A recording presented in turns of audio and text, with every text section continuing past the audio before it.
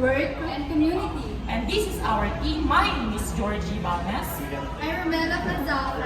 I'm Joey Kimbao. I'm Raiden Aquino. And Aubrey Nicole Delgado. Magandang gabi sa ating lahat. Andito tayo sa isang programa na kung saan isang kwento na ating marinig na magbibigay sa atin ng aral.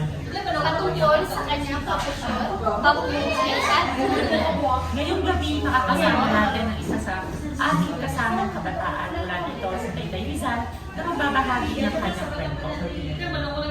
Alamin natin kung sino siya. Isang inuman.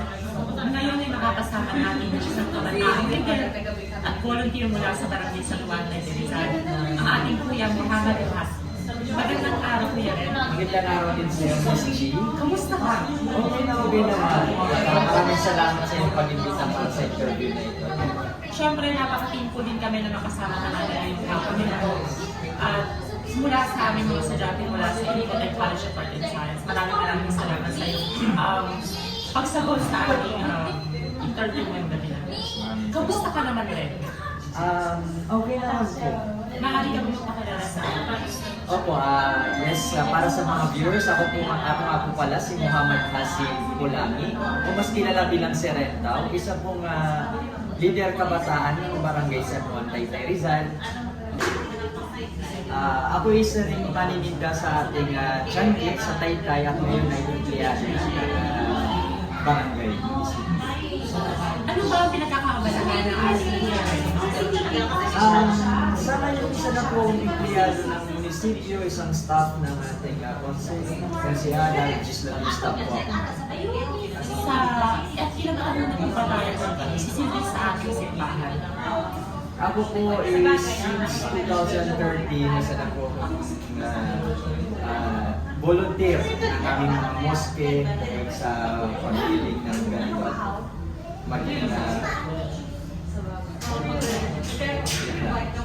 isa sa mga naglilinis ng ating simbahan. Yes. Siyempre talaga naman ang ating Kuya Rento ay napakasipag pagdating sa ating mga simbahan. At pabati din sa ating mga Muslim na nanonood ngayon sa ako na ito. Maraming salamat sa inyo. Ngayon Kuya Ren, siyempre nakita naman natin ng iba't ibang problema sa ating komunidad na kung saan nalalaman natin kung ano yung kalagayan nila. Ikaw bilang isang kabataan, paano mo bibigyan ng isang apresiasyon o pagkilala ang ating mga Muslim? Siguro kasi sa amin ang celebration kasi sa amin dalawa lang. Which is yung Idul Adha at Idul Fitr. So sa ganon, Ano ang kanyang pagkakaiba? ang Idul Adha, yan po yung pagpunta ng mga may kaya, punta ng Saudi. At yan yung isa sa mga namin, siniselebrasyon namin. Ano ba ang pinagkakaabalahan mo, Kuya Ren? Sa ngayon bilang isang youth leader at volunteer ng iba't ibang organisasyon sa ating bayan, barangay, katulad na din yung Muslim and Christian Youth Organization, nandiyan rin yung CYPH, nandiyan din yung Youth Malabon Council at iba pa. Ay ngayon ay isa na rin po empleyado ng ating munisipyo sa pangangalaga po ng ating konsehal Ninay Dilina Mercado. Talaga naman ang ating Kuya Rento ay napaka-active pagdating sa ganitong mga usapin. Talaga naman ang pagdating sa usapin mo, volunteerismo at komunidad ay talaga naman maaasahan ng ating Kuya Rento. Kuya Ren, nabanggit mo sa amin kanina na ikaw ay isang Muslim. Yes. Paano mo binibigyang apresiasyon na pagkilala ng isang pagiging isang Muslim? Kahit sa sobrang kabisinan po natin, syempre, buti na lang at meron tayong non-working days kapag Idul Fitr at Idul Adha sa buong mundo. At pati na rin po ang ating dito sa Pilipinas ay sineselebrate po yung dalawang yun. Ano yung dalawang yun? Maaari ba namin malaman? Yun po ay ang Idul Fitr at ang Idul Adha. Ang Idul Fitr po ay yes po yung celebration pagkatapos po ng Ramadan. At ang Idul Adha naman po ay yan po yung pag-alala sa pagsakripisyo ng ating propeta Ibrahim. Talaga naman ang ating Kuya Rento ay napakasipag pagdating sa pagsisimba at pangangalaga sa kanilang ang relihiyon. Siyempre Kuya Ren, hindi matatapos ang usapan natin ito na may handa kami mga tanong na alam namin na kaya mo at maaaring ibahagi natin sa ating mga viewers.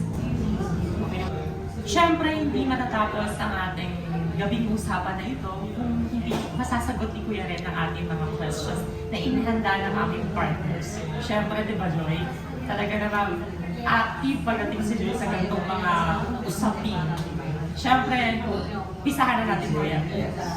Ang una naming questions ay, how does your religion affect your experience? Paano nakaka-apekto ang iyong religion sa iyong karanasan sa trabaho? Siguro, Miss G, hindi ko pa kasi na ano yung sa ibang work. Pero dito sa work na to, hindi siya nakaka-apekto kasi mismo ang aking boss din na si Nina Nero Magallo ay nagpupush pa sa akin kung nagsisimba pa ba ako or hindi. So talagang supportado ka din niya pagdating sa sa ganitong profession mo sa trabaho. Talaga naman napakasipag na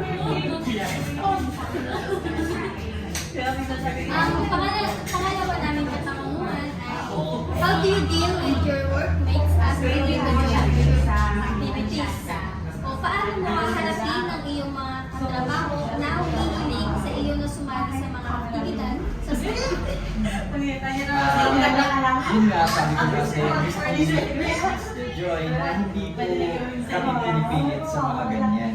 At sila pa yung nagpipilit sa akin kung magsisimba na ba ako or hindi. Ngayon, sa ganyan tanong, hindi nila ako pinipilit sa other religion na activities. So lahat talaga ng mga ginagawa mo ay voluntaryo. Voluntaryo. Pagdating sa iyong simbahan at iyong trabaho. Yes. Parang same din sa ating napanood sa isang video nga na mas inahandle niya yung pagsisimba niya talaga tsaka sa kanyang pagkatrabaho. Kasi sa nabasa ko tsaka sa napanood ko sa isang video. Siyempre, isa namin questions ay, how do you deal with your work schedules and activities you need to attend if you regular? Paano mo haharapin ang iyong schedule sa trabaho at mga araw na pagsamba na kailangan mong dalhan kung sila ay magkakaroon ng sabayan o pagkakabanggaan? Yun nga po, pagdating naman sa ganyan, bago dumating yung schedule namin sa pagsimba, kasi kami po, para po sa kalangan ng lahat, meron po kami simba tuwing Friday na 12 to 1 p.m. So, bago pa dumating yung days na yun, yung araw na yun, nagpapaalam na ako para kung meron silang ipapagawa sa akin sa araw na yun, ay ma-re-schedule po namin. At yun ay pinapayagan ng ating konsehal. So talaga naman ang lahat ng ginagawa may time management din talaga. Kung talagang minsan ay may magkakaparehas ang schedules. Ang ginagawa mo talaga, the day before, Magpapaalam. talagang talagang naka-schedule na lahat. Parang si Joy din yan. Talagang kanyang bawang sala ay naka-schedule talaga.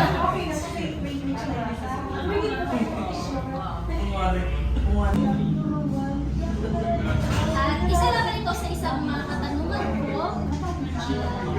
Did they respect your religion in a way that they let you pray during your duty? O ginagalang ba nila ang iyong relihiyon sa parang hinayaan ka nilang manalangin sa kapatid?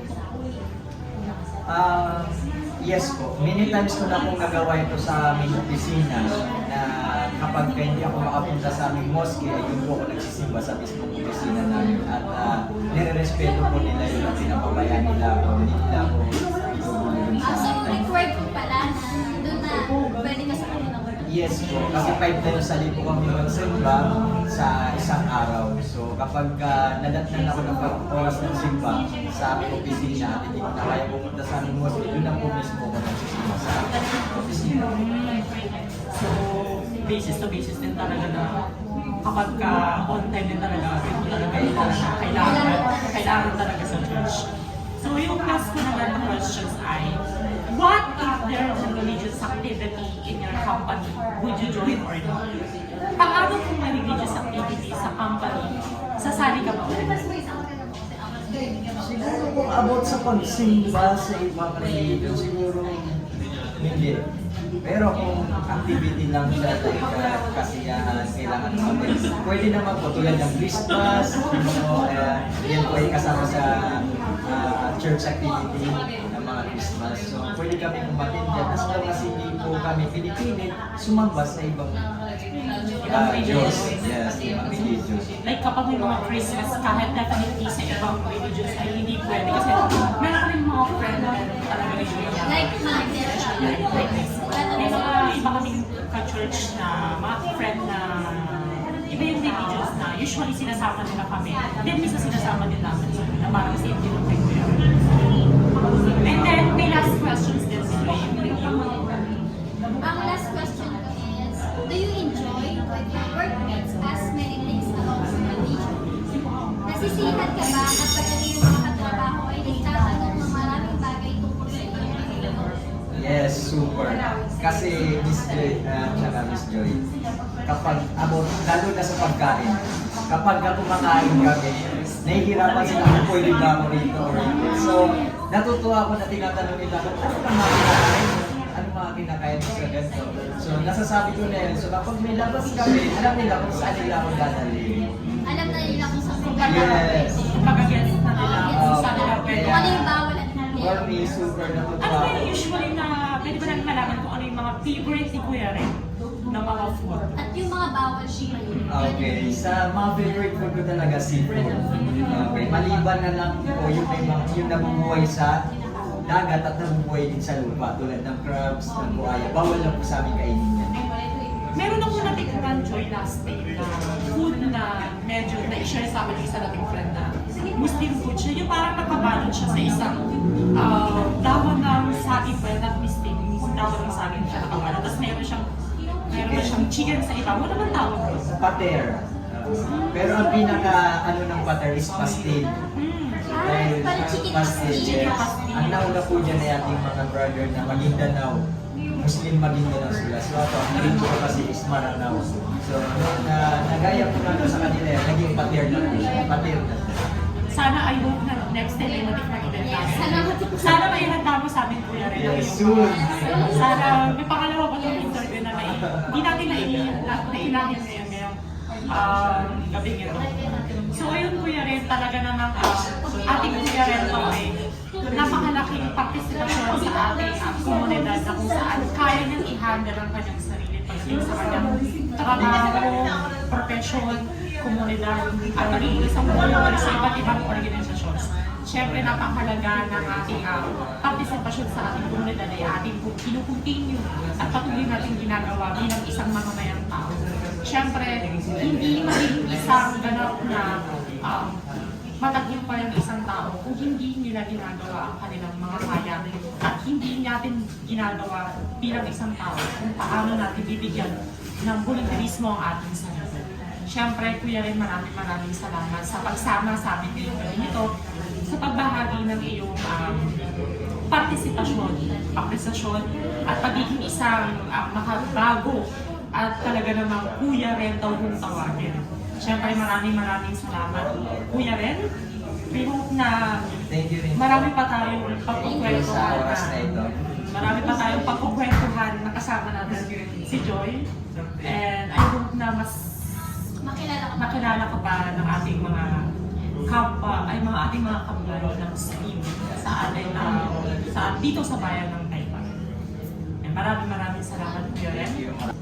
Talaga namang ang ating mga kabataan ay napaka-aktibo pagdating sa iba't ibang organisasyon at partisipasyon bilang isang volunteerismo sa iba't ibang kanilang organisasyon sinasamahan.